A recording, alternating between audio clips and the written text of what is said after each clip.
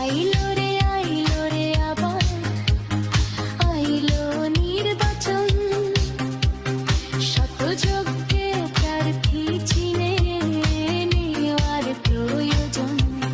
সুলতান চিশতি বলছে সবাই ধানের শীষে